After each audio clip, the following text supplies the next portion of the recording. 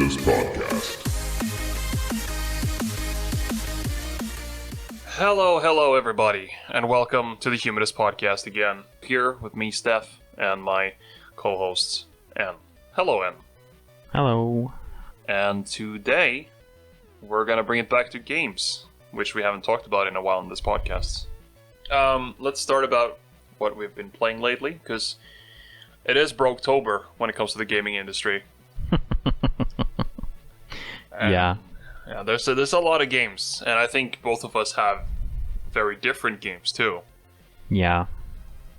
And with the next gen pricing and all that, with $70 here, $70 there, man, it can be quite rough. Yeah, definitely. And well, to start off with what I've been playing, mainly it's Tales of Arise, which I absolutely adore. The story is so-so, but the story's alright, but kind of generic. But the graphics are amazing, the gameplay, the combat is amazing. Yeah, I've heard. Yeah, I'm having a blast with that game. Even grinding in it is fun because you can always optimize like how fast you beat the combat encounters and how often you can trigger all the special attacks and stuff. Well, yeah. I mean, if you manage to do grinding like not a chore, then you more or less succeeded in making a JRPG. So.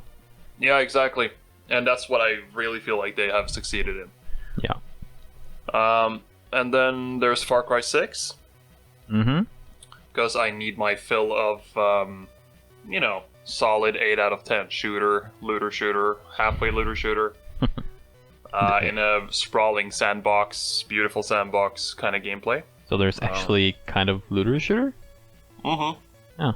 Yeah, it's in most of the outposts and other places in this game, you actually find these boxes that either contain upgrade mats to your weapons and stuff, or they contain new weapons. So you don't have, like, if you find most of the boxes, you don't have to buy any weapons from the vendors, essentially. Yeah. And okay. And you find also gear pieces, and the gear here is not. It doesn't have stats per se, but they have a rarity rating, so like from 1 to I think 4 stars. And what they do is a lot of the perks you had from the leveling of the previous Far Cry games is now tied to gear. So you'll have a gear that's flame retardant, you have a gear that helps against defense, some that gives you extra takedown abilities, and yeah, like that. So you have. I actually like the system. I do like the leveling up and perk system from the old games as well, but I feel like the game with the gear works well enough. Yeah, that seems like a welcome change. Yeah, I think even in 5 you still had the lineup of weapons you had to unlock throughout the game. Right? Yeah. And in this game, what's nice is that the world is essentially quite open, so from the get-go after the tutorial, and if you want, you can also find unique weapons, which is essentially just whatever weapon just put through a pimping simulator, and then you they have these really outrageous looking paint jobs and stuff, and then you find, but then they also have pre-installed mods that make them quite good. So what you can do is that you can, for example, sneak up to one of the more dangerous regions and just find a unique 50 cal sniper from the get-go if you want to. And so, it gives you a lot of freedom, and I like that. And it's beautiful. And I've been playing it on the Series X, and it's a solid 60 FPS. I didn't really encounter any frame rate drops. I'm really happy with it like that, and working my way through it. Yeah, it sounds good. Yeah, I just think that if you felt tired after Far Cry 5, I don't know if this one is enough to bring you back. Maybe the setting itself and the story, I feel I enjoyed it more than just I like tropical setting more, and well, I mean, you get to drive around a fortified car with explosive rounds while blasting Ricky Martin living La Vida Loca. So it has its moments for sure. I mean, I kind of got tired from after 3. Yeah. like tried all the sequels, but kind of falls short after a while. Yeah, I skipped 4. I think I played some of 4, got tired of it. Played 5, it was okay. It was decent. Yeah. But 6 I like. Did you play Primal? No, but I watched my granddad play it a lot. That's so nice. Yeah. He's like a diehard fan of the Far Cry games. So I'm sure he's even completed New Dawn like 20 times at this point, waiting for the new one. I think I have a memory of us being at your granddad's and making like custom maps on Far Cry 2. Oh yeah. Is that correct? Yeah, we did, didn't we? Yeah. That's right. How long ago is that? Probably like 9th grade or something. Yeah, it's gotta be a while ago. And yeah, it was probably a summer vacation because I remember we were like swimming and stuff. Yeah, and we probably just made those really shitty maps where it's like water and there's 2 comically gigantic mountains that are very thin, and then we had like a wooden house on each of them. That is exactly what we made.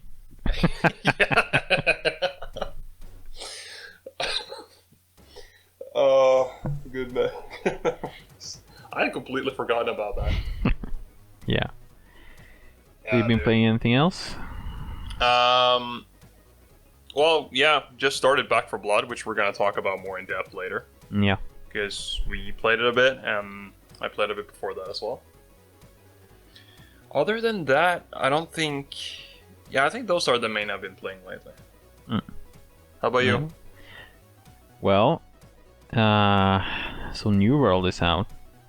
Yeah. So I have played about 120 hours by now. I am completely addicted. But it is amazing. I think that every aspect of it is pretty amazing. Okay. And just the fact that it isn't target the enemy and press 1, 2, 3, 1, 2, 3. Yeah, thank you. Pretty nice. Of course, I enjoy that part of MMOs as well, with min-maxing and stuff and perfecting the rotation, but this is cool as well, and it adds like a much better PvP, I think. Oh yeah, because that was the selling point for me on New World when I realized there was more, actual real-time combat almost. Mm-hmm. Like not just skill rotation, and it got me a little bit interested in it. And then I saw that there was a lot of most of what I hear people doing is farming, gathering, and crafting. I haven't heard much about people doing combat at all thus far.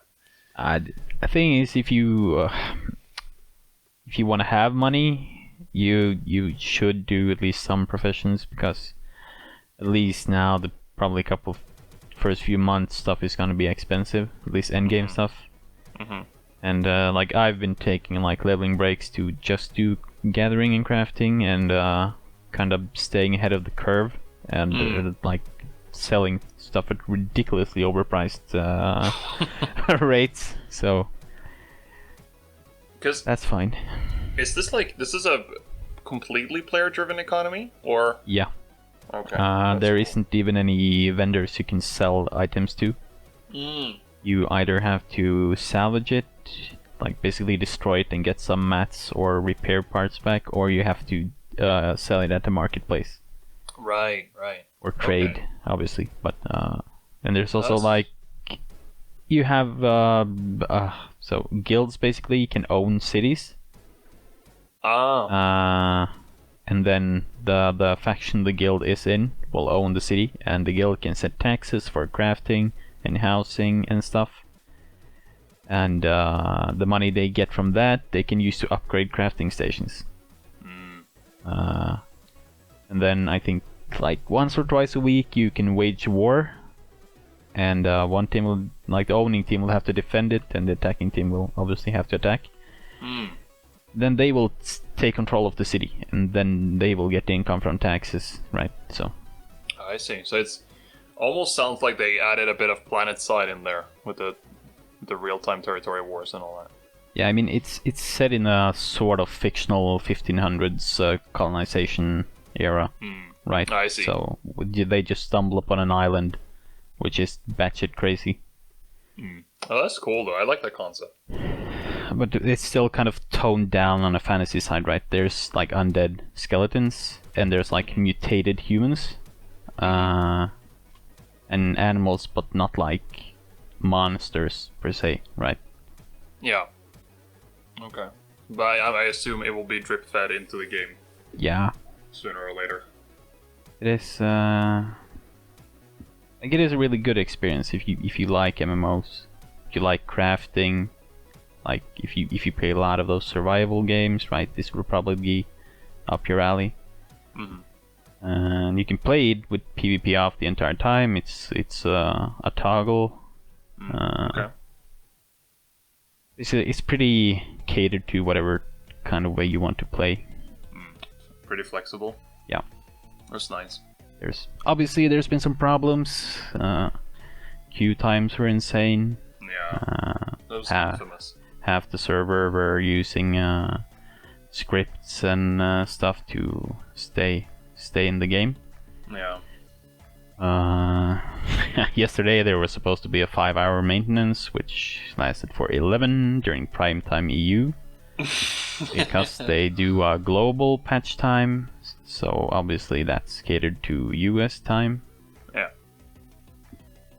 So people were pretty pissed, and I get it. I mean, yeah, because that also means that US players, in theory, will get 11 hours of bonus time, right? Yeah, and like NA has 41 servers, I think, NA West. EU has 100 and something. It is the largest player base by a pretty huge margin. That's pretty interesting too, considering it's Amazon that produced this game. Yeah. Kind of thought they would focus harder on NA. Yeah, but I guess they had to put up a huge amount of extra servers for EU specifically because of the people who wanted to play. Oh, okay. Well, that's cool. But I guess like there's been MMOs for like 20 years now, or more, I guess. And I mean, Blizzard is an America-based company, and they managed to do regional patching, right? So yeah, they'll get there. Amazon is still pretty new in the video game business, and they've had a very rocky start with like all their games going through production hell and getting cancelled left and right, and yeah. So I guess in that sense, I hope this game really succeeds, because I mean, with Amazon's resources, they have the potential to make really good games once they get the hang of it. But you know, they need to get rid of those what do you call it? Those child sicknesses. Yeah. I mean, from the people who's still playing, and there's a lot, we mostly love the game. So because you've had quite a few years in WoW at this point, right? So. Yeah. Way too many. Yeah. What's your total playtime in WoW? Does it say? No, but I would guess probably close to a year. In total playtime? Yeah. I think at least 2 of my characters have 100 days played. And I have like almost every class at max level. Right. I mean, half the time is probably spent running in circles, waiting for stuff. Yeah. True. And a lot of AFK time as well, I assume. But still, and it's been going on since 2004, so it's not that weird considering. No. But I still remember our classmate back in year 1 of high school, who at that point had more than a year played, I think, or was it 2 years? I don't know. Mr. North. He was talking about how he had like... Oh, right, yeah. He had insane amounts of playtime. Yeah. But he lived that game. Yeah, exactly. Like, literally, yeah. Man, that's scary. Like that was when I got really into it. Yeah. Because I had been playing mostly alone, and suddenly several of our classmates were playing, and we were incidentally on the same server. Oh, I see. So it was nice. Yeah, I remember what really sucked about that time was that I didn't play WoW, and we still didn't have mixed classes that much. No.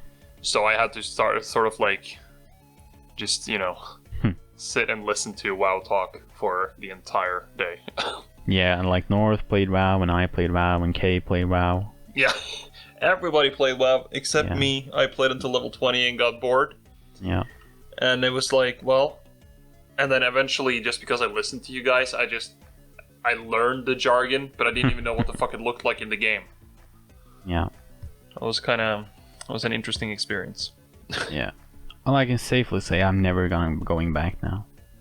To WoW? Not because of like to WoW, but not because of like New World, but partly because I'm like sick of it, and partly because Blizzard is fucked Big now. Blizzard. Yeah, it really is. I don't want to support that anymore. Yeah, and that's understandable too. Yeah. I mean, they really. I just love how we talked about, like me and Hammer talked about this in the Free Guy episode as well, where in Free Guy the main antagonist is like this super exaggerated, almost parody-like game developer CEO played by Taika Waititi. Yeah. And the funny part is, we were like, first we were ranting about how extremely cartoony and exaggerated he is, but then when you actually look at some insider viewpoints from, let's say, Gearbox, from Blizzard, from Riot, and all that, it's like, well, actually, it sounds pretty spot on. Yeah. He only likes to fart in the face, and then he's like the complete realistic picture, which is very sad. Mm-hmm. Extremely sad. I guess that's what happened when super nerds suddenly get rich and powerful, you know? Yeah. Definitely. Spoken as a nerd myself. Yeah, but I feel like we're kind of boots on the ground nerds, if you know what I mean. Yeah, and I think most are. We have a grip hopefully. of what a normal person should act like. Yeah, and I think most nerds these days do. But Yeah. I think these people were not ready for whatever, you know, sudden fame and money and power they received. I guess, which can happen to a lot of startup CEOs in general, but Yeah. just get rid of those pustules from the industry, and I think we're good to go. Yeah, there needs to be some kind of laws or regulations, or like we have in Norway, right? If you're a working person, there are a lot of like benefits and safety nets for what happens at work and stuff. Yeah, I don't think there's any of that in the gaming industry in America at all. I might be totally wrong here, but I think I read some stuff about it. Yeah, I mean, it's still a relatively new industry, so I think that the sooner they get, I mean, I hope that this is a huge wake-up call for the industry. I think it is. Ubisoft had a lot of shit. I mean, there's been like shit everywhere, and because suddenly it becomes more transparent, and I just hope that, you know, whistleblowing and all that is going to be much easier to do from now on. In Norway, whistleblowing, I mean, it still carries risk, but you still have proper channels established within, you know, both the company usually and with you know, the organizations, the unions and stuff that make it a lot more proper and safe to do. Yeah. So I can only hope that that's what's gonna be established in the gaming industry as well. Yep. Let's hope. Let's hope. So what else have you been playing? I started on I guess I started on Metroid Dread. Also I played Back 4 Blood. Which we will touch on later. But I started Metroid Dread, and I was already seen a couple of reviews of it, and I like truly believe this is gonna be an amazing game. I played like 30 minutes, and it already is. Just feels like This is what one Metroid is. Like, it's Metroidvania at its absolute best. Yeah, at its core. And it's got the Nintendo seal of quality. It's like finished. There's probably not a lot of bugs. Probably not gonna be any DLC. It wasn't that expensive. It wasn't like next gen pricing. How much did you pay for it? 500 and something kroner. So like $50. Yeah. Okay. I mean, that sounds more reasonable. Knowing Nintendo, it's gonna be the same price in like 10 years, but yeah, I mean, but I can pay $50 for Metroid. I cannot pay $70 for Breath of the Wild at this point. no. I feel like that's such a. I really want to play that game, but I'm just so hesitant to pay that price. Mm-hmm. You know? But Metroid looks cool though, and just from the trailers and the gameplay footage and stuff you see, you can already tell that it's smooth as hell, and Yep. it looks really mechanically clean and responsive, and you can just tell. Even though, I mean, of course, you can't say much for the story and for the progression and all that, but at least it looks like they've put a lot of effort into making this game. Yeah, it definitely is. It is on like the responsiveness level of like Hollow Knight and. Have I played any other good Metroidvanias like recently? Like new ones? I can't remember. Like it's Ori? what you yeah, Ori. It's kind of like those games, right? They're just so polished, and I like a platform game, right? It has to be extremely responsive. Yeah, for sure. And it is. I played through the first Emmy sequence. The Emmy is sort of robots sent down to this planet earlier who are programmed to extract DNA. And they've turned bad. So they're more or less... you can't damage them at all. Your only option is to run. And they are really relentless in pursuing you too, right? Yeah, definitely. It's one of the main points or main features of this game. Yeah, and if you get caught, there's like a quarter-second flash where you can counter, which just gives you time to slip through its legs and then run the other way. Yeah. But as the computer companion tells you, he calculates it's a 99% chance of non-survival. So. Yeah. So you basically have to escape their area because they are sort of programmed to guard a certain space. So if you're wondering where the undertitle of or the subtitle of Dread comes from, it's from the Emmys. Mm-hmm. Yeah. Yeah, you definitely get kind of the feeling of Dread. It's pretty stressful. Yeah, and I also saw that it's possible because in Metroidvanias usually there's like a sequence, an order to things, right? So you get to go through this path. You find a lot of paths you can't reach, and then you until you find some kind of gadget, you backtrack. You find that other ways are now possible to move through, and then you keep going like that and backtracking, finding new ways to explore the old locations. Yeah. But there's also the sequence breaking thing, which is like if you are really good or you're really, if you come up with ingenious tricks, you can kind of get a hold of other upgrades earlier than intended, or like, yeah, that's a common feature in a lot of Metroidvanias, or, kind of like a little bonus, a different way to play the game. And apparently there is quite a lot of intended sequence break possible in Metroid Dread as well. And I'm not going to spoil like what it is. I didn't see it in detail either, but there is a way to get a hold of a special upgrade sooner than intended, and it actually gives you an alternate way of beating a certain boss. And it is apparently very gnarly and nasty. Yeah, that sounds cool. Yeah, those kind of things I love. When they really reward creative thinking and exploration. I just that makes it so much better for me. Yeah, if it actually is intended, that's super cool. Yeah. Because if it's unintended, it'll give you stuff like what I just saw someone did, where they tried to They essentially grinded 120 hours at the early stages of Final Fantasy X, and there's this enemy that comes in that's like it's only weak to magic, and at that point you only have physical attackers. Yeah, I've actually seen that video as well.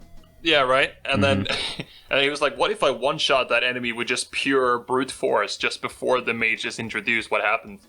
And he one-shots it, and then the mage comes in talking about elemental resistances and stuff as usual, and then instantaneously the battle is over. Yeah. 120 hours for that. Oh, yeah.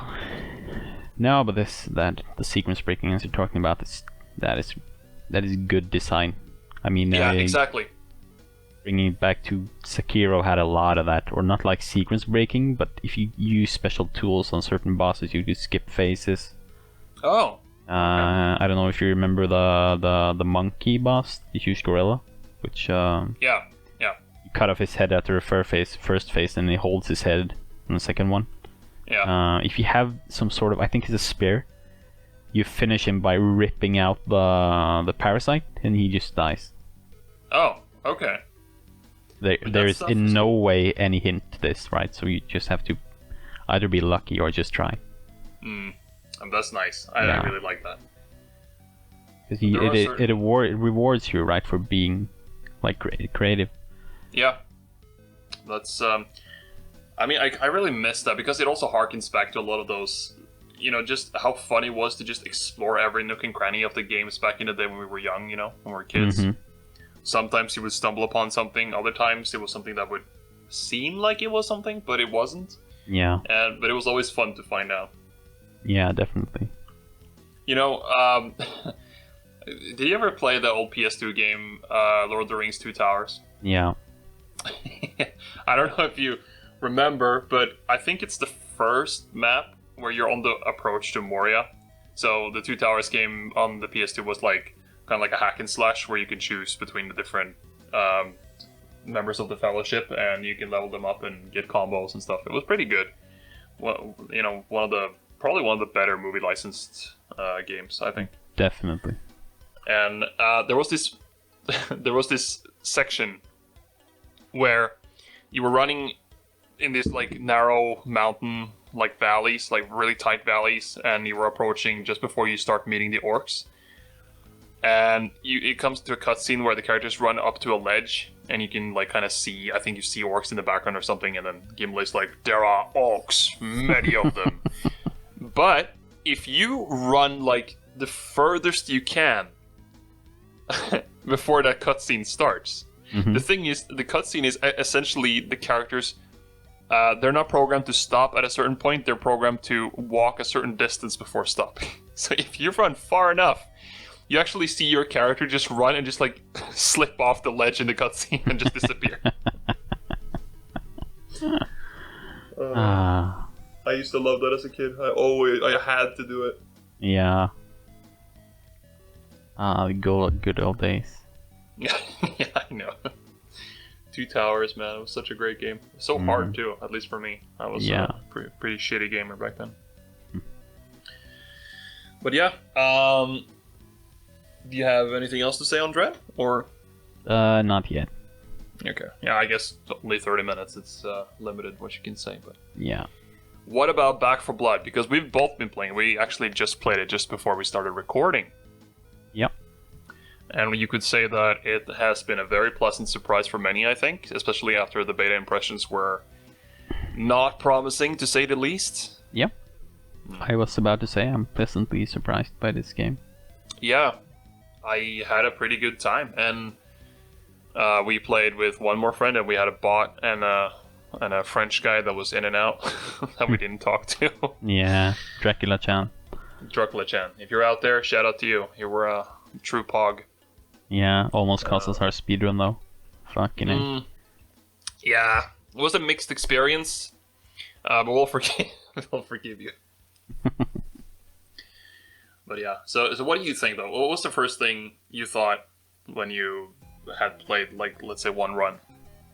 From comparing it to like Left 4 Dead, the headshot hitboxes are good, like huge, like they were in the past ones. Mm-hmm. It plays like the same game, right? Yeah. just with a bit more flavor, more stuff added. Yeah. New enemies. I mean, on the difficulty we played on, it wasn't really. You could more or less run around like an idiot. Yeah. But this game can also get very hard at times. If Definitely. the director decides to shaft you and you don't really know what you're doing, then you can get really heavily punished for it. Yeah. But in a good way, though. I mean, it wasn't. It doesn't feel unfair, at least to the point where we got to. Nah. And when we played together, when we were 3 players communicating, plus Dracula-chan, it was a lot easier. Yeah. And we could like coordinate where to put like barbed wires and stuff, and like decide which way we defend. Yeah, and so I guess just the premise of Back 4 Blood, for those who don't know, I guess most people that know gaming know this game though, but it's essentially just 4-player co-op, horde survival sort of. You move through a level, you have objectives, and then there's an AI director that kind of decides the ebb and flow of spawning zombies and special elite enemies that can incapacitate players, and you have to coordinate and manage resources and stuff while also trying to complete the objectives. And the game, it's the spiritual successor to Left 4 Dead 1 and 2, and it has quite a few of the same developers, if I'm not mistaken. Yeah, I think it's more or less the same people. Yeah, and you can tell, it feels very similar, in a good way, because Left 4 Dead also had very solid and polished gameplay, and this one, I mean, it still has some infancy kind of hiccups, right? Like you had those stretchy limbs. Yeah. I mean, that's really impact the gameplay or the game for me. It's more like funny, to be honest. But I think both you and I, we come from a time where that stuff was funny. Yeah, and it still is pretty hilarious. Yeah. I mean, wonky ragdoll physics can really make my day. Yeah. You 1.5 listeners, you need to remember that me and Stef, we come from a time with no ragdoll physics. Yeah, where they would, if you explode someone, for example, they would just instantaneously lay completely flat, but then that flat body would just fly away like that. Yeah. And just, clip through walls and stuff. It was great times. Yeah. And I also remember stuff like playing Counter-Strike 1.6 when you increase the gravity to 9,000%, and then as soon as you walked off like a 1 millimeter ledge, you instantaneously became the flattest human I've ever seen. Yeah. So those were good. Dude, do you remember the first time you played a game with Ragdoll? Yeah, I can't remember what game it was. Mm-hmm. It might have been Oblivion. Oh yeah, Oblivion had a great Ragdoll. Yeah. I mean, it doesn't really work in a lot of games these days because it's supposed to be more realistic now. But back in, I still think that the ragdolls of stuff like Oblivion and stuff, where it still is very much jank, it has its charm. Yeah, absolutely. Do you remember Fingers of the Mountain, the spell? Yeah. The one that, like, if you shoot out lightning, and then once it hits something, then it just shoots to nearby targets, and if they died from it, they were just, like, flung far the fuck outside the map. Yeah. And, I completely abused that spell. I could not get enough of it. Yeah, Ragdoll is fun. The first time I saw Ragdoll, I think, was a game called Freedom Fighters. It's a little-known game. Came out quite a while back. Probably this was like 2005 or something. And at the time, I didn't have a good gaming PC. I didn't have a gaming PC. The PC I had was very old. So the best I had available was my mom's laptop, which had a whopping 16 megabyte video memory. It had a pretty decent processor and pretty decent RAM for its time, but the video card was like absolute garbage even for that. that time. And but I was just amazed at being able to somehow run these kind of games. So I played Freedom Fighters, the demo, and in this game it's a third person. I don't remember if it has a cover system, but it kind of seems like that kind of tactical shooter, and you can command troops and recruit them and stuff. And it was pretty decent, actually. However, it ran on like 15 FPS, probably, and I played with a touchpad. Yeah, I was not picky, man. No. But the funny thing is, so the first I remember this thing. You round the corner. There's this tall building with the guards stationed down at the bottom of the building, and you have these fire escape stairways going up the wall, and then you had troops on top, and you had explosive barrels. And I think you have a sniper, so I shot the explosive barrel below, and I think the FPS actually impacted the ragdoll.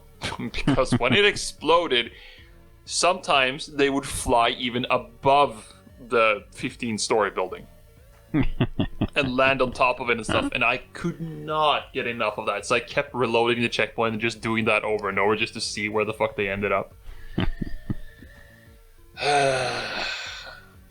I mean, I still get a good chuckle out of funny ragdoll. Yeah. I mean, janky game mechanics that end up being quite hilarious. Yeah. Is still funny. I mean, we had some of that in Back 4 Blood too, when we were fighting one of the bosses, the ogre, and we were in a tunnel when he was clearly too large an object to be in that tunnel, it seemed. And we were standing inside the doorway that no way could fit him. And just standing there trying to shoot at him, take pot shots through the doorway. And he just his arm just clips through the wall and grabs me and pulls me out of the hallway.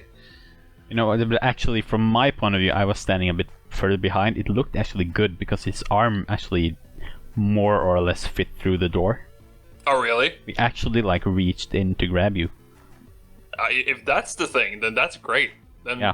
Because I was so close to it that it just looked like I was just standing in the doorway and then suddenly, oh, there's a big blob grabbing me right now. Yeah, there was some clipping, of course, around the edges, yeah, but still. Yeah. I did not expect it at all. Well, if that's the case, then I stand corrected, and it's actually a pretty nice design choice. But it was still equally as funny. Yeah. Obviously. I think that's one of the things about this game, though. We had a lot of fun. Yeah. We laughed quite a bit at it. Play it with friends. Play it alone, yes. Probably not so much. No. At least I would be super bored, I think.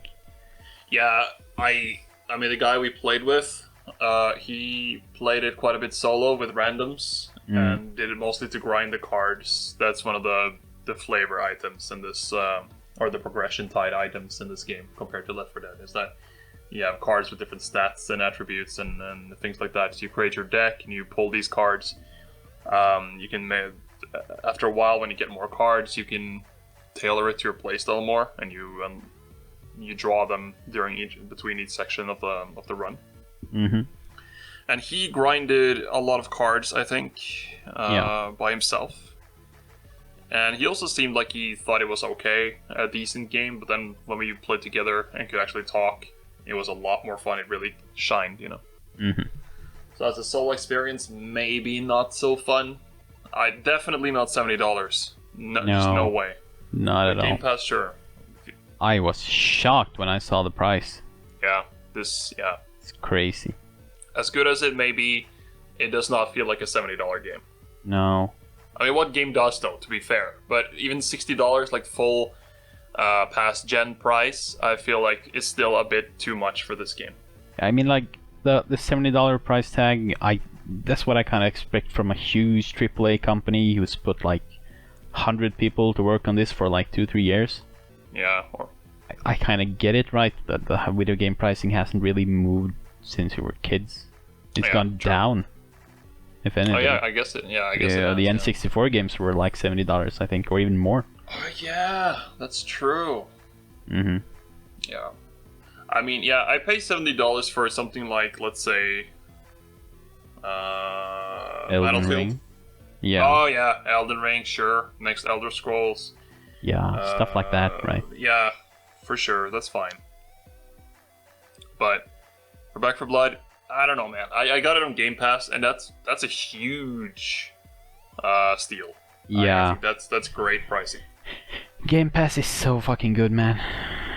Yeah, it's really getting there, and with the day one releases Yeah. and stuff that's scheduled, it's only going to get better because we get Forza, the only car game I actually care about, and get that day one. You get Stalker 2 when that was announced. I was like, whoa, bro. I mean, Stalker? Yeah, I'm looking forward to it as well. Yeah, I loved Stalker 1 for all its messiness, but it had something special, and I think Stalker 2 is shaping up to be a very worthy sequel. Yeah. But yeah, Game Pass, don't sleep on it. I guess the PC version is a little bit inferior to the Xbox version, but it's getting there. Yeah. So, you know, what didn't you like about Back 4 Blood? I don't know, actually. The bot AI is fucking horrible. Yeah, the bot Probably AI one of the is worst bad. I've ever seen. Yeah, it's bad. It's really bad. Like, it's I like soloing the hardest difficulties with bots must be impossible. probably impossible, yeah. Yeah. And I don't think it's intended to be done with bots, honestly. And like, I think I would like a bit more cards to start off, because jumping right in and playing with you guys, after like 2 levels I had just the same 5 cards to choose from every map. Yeah. But thankfully, at least on Recruit, it's still very forgiving, so you don't have to have an optimized deck. But if you want to move up to Veteran and further, you kind of have to already by that point really have more cards that are tailored to your playstyle. And you know, like our other friend said, different people have to use different guns to save ammo, and you know, you have to try to use characters that have a nice Synergy. Yeah, exactly. Like, for example, one provides ammo, one provides that heals fast. One can be a tanky build. You know, you have cards that mitigate damage and others that heal per pellet. And if you use that on shotgun, obviously, you know, you can essentially tank a lot. So there's a lot of flavor that can be done here. A lot of builds, which is nice. I think another gripe I have, I like the special enemies. Was that all of them? The ones we faced? I don't think so, no. It says on the difficulty sliders, it says that on Recruit especially, the special variation is limited. Yeah, because I hope there's like 3 or 4 times more. Yeah, I agree. I don't know if we can hope for 3 or 4 times more, but there should at least be, you know, a few more, hopefully. Yeah. I might be wrong. I mean, Left 4 Dead 2 had like, I might be wrong in saying 10 different type of super enemies. Sounds about right. Yeah. I would expect at least that from this game. But so far, I gotta say though, all the Left 4 Dead clones, you know, because it kind of spawned its own genre, kind of like what Metroidvania did. You always see the same archetypes of enemies with some variations of the specials. It's the same in almost every Left 4 Dead game, and it's the same in this one too. They're all kind of similar to the specials from Left 4 Dead, and also like in Vermintide as well, you have similar ones. Though Vermintide also has some variation, adds some flavors, and have different factions at least. But yeah, they could also get a little bit more creative with those, I think. Yeah. But I have another gripe, which is, I guess, console specific. Because I played on Series X. I played crossplay with you and Mr. A, our other friend. You guys were both playing on PC, if I'm not mistaken. Yep. Yeah.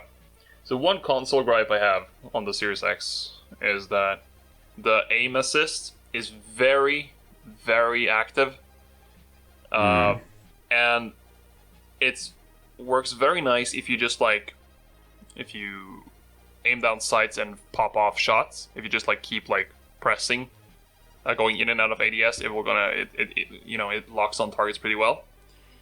If you don't though, it tends to just like flip all over the place, and it's very temperamental as well. Like for example, sometimes if I want to aim at an enemy that's like right next to you, this happened earlier, and my screen is centered on that enemy, but as soon as I pressed aim, instead of just lining up on that, I thought it was going to line up, so I fired automatically.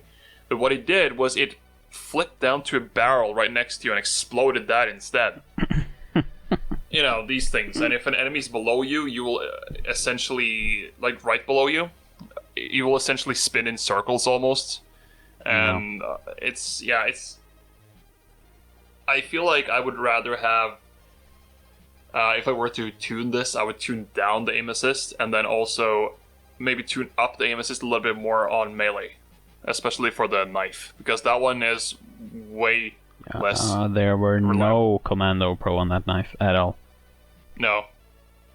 I would rather have just a little bit there maybe, rather than a lot on because sometimes it would be a little bit frustrating when, if the common zombies come at you and you try to knife them, but then suddenly they get this jerky sudden sprint burst that they just run out of your aim, you miss.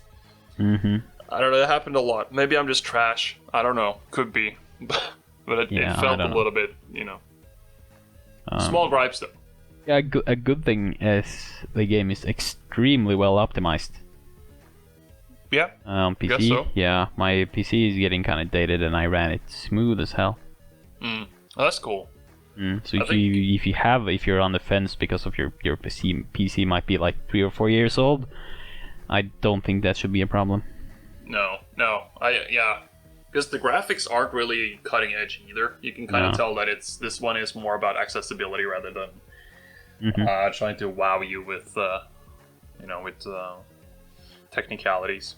Yeah, and you don't really have time to look at all the nice graphics either. So no, and I think what matters most has pretty decent graphics. Like for example, the weapon models look nice. Yeah. The zombies look decent. The character models look pretty good. Yeah, I mean it's completely fine, completely serviceable. But it's gonna be interesting to see how this game turns out when you play on the harder difficulties, like the really hard difficulties, like Nightmare. How is it gonna be then? Yeah. Are some of the janky and unpolishedness gonna be more hindering there? Hard to tell. I don't know. I sort of, when we like pulled hordes, it didn't really feel like a horde. It was like a small group of zombies, to be honest. Yeah, that might be a factor of recruits. Yeah, I hope so. I really hope so. Because, I've played just a little bit on Veteran, and it was a lot harder, but it didn't feel unfair. But we did wipe a couple of times because we were only 2 players and 2 bots, and that kind of sucked. Yeah. but then, it was more, you had to be more coordinated. I think the way we played earlier, when we were 3, would have been perfect. Would have made it a lot more easy, but yeah. So I don't know. It's gonna be interesting to see how it feels like on Nightmare difficulty and such. Yeah. But I gotta say, I still prefer Vermintide 2 a lot more. And I think that when Darktide comes out, this game, for me, is gonna be forgotten in an instant. Yeah. And Darktide didn't come out because it got pushed to next year. Yeah, hope that's for the better. Yeah, me too. Don't disappoint, please. Let's have some good stuff. See if the developers of a Warhammer game finally can roll on that 20 and get a good one. Really good one. Yeah, I think there are some on the horizon, to be honest. Like, Total War Warhammer 3, I have high hopes for. Yeah. And there are rumors about a Total War 40k game. But like for Total War, right? The framework is there, and the framework is so good. So you just have to add like the touches, right? Yeah, But I was really hoping that it could be like that on other genres too. I mean, Yeah. Space Marine did pretty well, and that was like it shouldn't be hard for a developer to just, improve or just add on that formula as well. I mean, I'm not the biggest 40k fan, but Yeah. I think it's one of the coolest universes out there, like in fiction. So much potential. And so I will never like hope and expect one of the games to be good, but I want one to be really good. Yeah, exactly. That's kind of where me and Hammer are at as well. Mm-hmm. And I long for the day that we get a Total War Horus Heresy or something, where you actually can field Primarchs and stuff. If they make a 40k Total War game, they should have a large expansion for the Horus Heresy. It lends itself so well to it. Yeah. You can only hope. Yeah, just so you can get like the ending cutscene where they pave like an entire planet just to have a victory march. Yeah, exactly. Like when it should, if they actually did the Horus Heresy thing, that would essentially be the prologue. Yeah. Because the Horus Heresy starts when, at the peak of the Great Crusade. When Yeah, right. Because it's a Great Crusade where they basically turn a planet into a huge like parade street.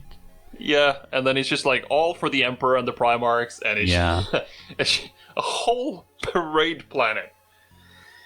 I gotta love it. You just have to love that kind of super ostentatious, right out there. Yeah. Just no holds barred. Yeah. Yeah. I actually have a great idea for a 40k game. Okay, let's hear it. That is just reskin like the Destiny at its best into 40k. Yeah, I agree. Just get some sort of games as a service FPS with like dungeons and like stuff, Mm-hmm. Yeah, totally. That would work great, and I think that's one of them. That would really sell me on a live service game. Yeah, but Because if they nobody's said it- gonna get the license to do that. That's a problem. I wouldn't. Well, it is possible. Yeah, it is, but Live service are lucrative, yeah, and the market isn't there. I think you need to Maybe. expose the normal people to 40k for a few more years. I think. yeah, and Warhammer Plus is still. It kind of botched its launch as well, to It a did? high degree. Yeah, it did. It was. It had a lot of that. They one of their main flagging points were the animations, and they Yeah. shut down a lot of great content creators on YouTube, in order to push their own in-house animations. Yeah, it was a huge shit show, and then but they still had some promising things in their lineup. Except when they launched, they had 2 shows out. And one had some like kind of cool stories, but the animation quality was not great. It was okay. Yeah. And then you had this other one which was incomplete. I mean, it wasn't all the episodes at once. And one of their biggest hitters is going to be Astartes 2, the sequel to the very first thing we talked about on this podcast back in episode 1. Yeah. Because they actually, in this case, they hired the guy who made the Astartes fan movies and gave him a proper, budget and team and stuff, and which is great. I think that one's going to be good. Yeah. When I read that, I was like, "Yo, this is gonna be crazy." Exactly, and I don't know. At the last time I read, there wasn't even any mention of when that's gonna come out. Gonna come out sometime. Yeah. Let us hope it's for good reasons. Yeah, and they also have there's been a live-action Inquisitor Eisenhorn show in development for a while, which also lends itself for a good way into the 40k universe, I think. But not much news about that either. No. I'm just prepping my dad so that I can watch it with him when it comes out. You know, we're currently watching Witcher. He went from like a fuck all fantasy and sci-fi kind of standpoint to slowly becoming more into Marvel and you know, fantasy and like sci-fi. So Dune is next after Witcher, and then hopefully he'll be prepped and ready for 40K when it comes out. Yeah. That's my long-term goal. That's nice. I'm also slowly getting my dad into shows now, because he's like basically murder mysteries, you know, what we call krimdrama in Norway. Yeah, I know exactly. So he got my HBO account. Yeah. So now every day when I log on to HBO, there's like 4 new shows only recently watched. And I was actually super surprised. He sent me a message like, "You want to go see Dune?" And I was like, "Whoa!" But actually, he had seen the movie, the old movie. All right, the '84 one. Yeah, and really liked it. Okay. Yeah, that's interesting because I think Dune is actually very much, you know, it really resonated with a lot of people back in the day, because quite a few of the people that saw the Dune review we made on this podcast were in the age demographic of like 35 and up. Mm-hmm. And a lot of the comments we got were really cozy too. I mean, there were quite a few people that, like, for example, one guy who said he saw it at the premiere in '84, the David Lynch movie, and he was 25 at the time. And I'm like, damn, that's really nice. That's cool to hear. I love to hear from the veteran fans, you know? Yeah, I think it's cool that I guess our dads are kind of more or less the same age, aren't they? Yeah, I think so. They were kind of almost in the same social group, at least, you know, to some extent. Yeah. It's cool that they actually like something else than like war dramas and usual stuff, you know? Yeah, and I think when they grew up, you know, fantasy and sci-fi had, you know, a lot more limitations in terms of technology and stuff. And then because the storytelling, or maybe not storytelling, but the production value has, you know, improved drastically, and it's a lot easier for sci-fi and fantasy to really portray what they want to now. Without the charming jank of the 80s and 70s and such. And I think that really opened my dad's eyes to it. Yeah. Because ultimately, I think our dads, if they are similar, then, you know, they kind of like the same things we did when they were our age, or they were inclined to like it, but, you know, it was a different time, different products, kind of like that, you know? Yeah. Oh, well, kind of like opposite passing generations, like what do you call it? It's nice. It's really nice.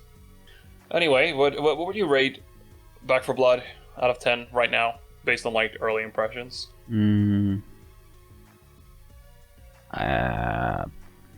Probably a 7, I guess. If I had played it alone, probably a 5. Yeah. With friends, maybe I'll even say an 8. Yeah, maybe. For its potential. Depends on what price you get it at. If you get it on Game Pass, yeah, it's definitely worth your time. Depends on the changes in the difficulty for me. Yeah, true. How more intense and the variation we get. Yeah, true. Maybe the score is a little bit redundant yet because we haven't played seen all the game has to offer yet. But early impressions, though, yeah. Yeah, for the price, I would say don't buy it. Get a free month of Game Pass or something. Yeah, I agree. I totally agree on that. All right, I guess we can round off the episode there. Thank you all for listening, and as always, stay humid. Stay dank.